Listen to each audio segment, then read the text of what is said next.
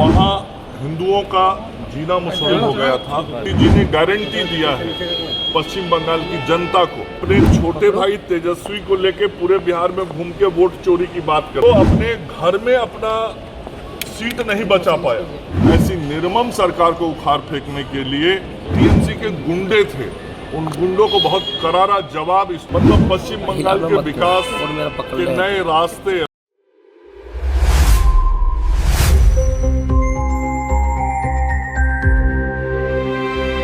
बंगाल की जीत हमको दीजिएगा। ये पश्चिम बंगाल की जनता की जीत है और हमारे आदरणीय प्रधानमंत्री श्री नरेंद्र मोदी जी के नेतृत्व की जिस प्रकार से पश्चिम बंगाल की जनता पिछले 15 वर्षों से इस निर्मम सरकार को झेल रही थी, जिस सरकार के कारण वहाँ हिंदुओं का जीना मुश्किल हो गया था, जहाँ महिलाओं के मान सम्मान की रक्षा नहीं हो पा रही थी,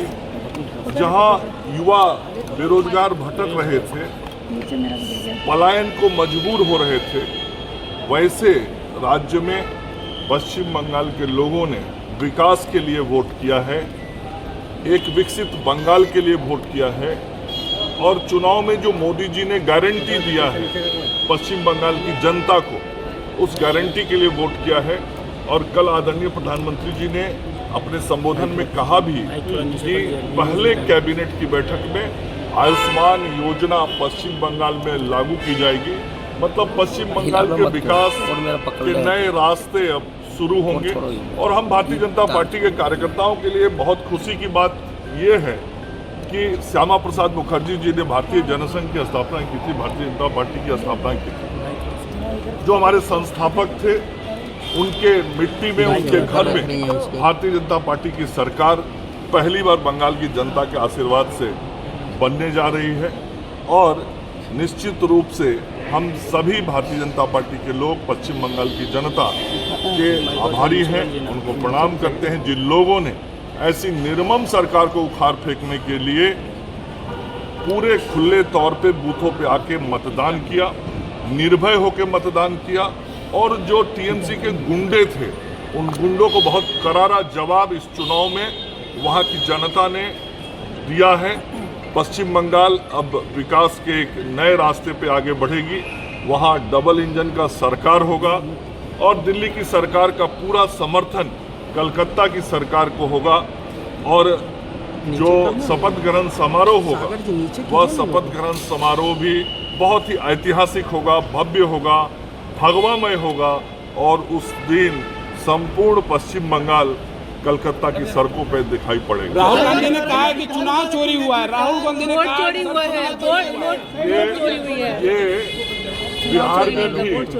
अपने छोटे भाई तेजस्वी को लेके पूरे बिहार में घूम के वोट चोरी की बात करते थे, तो यहाँ बिहार की जनता ने भी दोहरा शतक मारा और पश्चिम बंगाल में भी ये लोग ऐसी ही बात कर रहे थे, तो पश्चिम बंगाल की जनता ने भी दोहरा शतक दिया है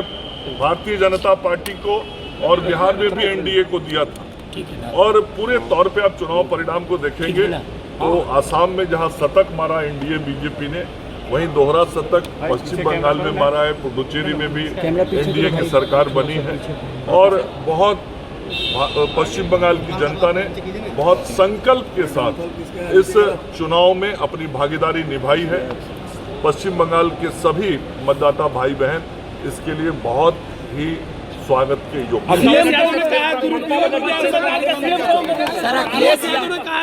ममता बनर्जी जी को आत्मचिंतन करना चाहिए, आत्ममंथन करना चाहिए। जो अपने घर में अपना सीट नहीं बचा पाया, जो अपने मोहल्ले में हार गई है,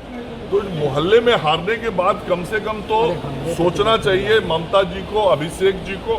कि अब आत्मचिंतन और आत्ममंथन का समय है। इतना पे भी यदि वो नहीं समझते हैं तो अभी तो पश्चिम बंगाल की जनता ने उनको इस स्थिति में लाया है।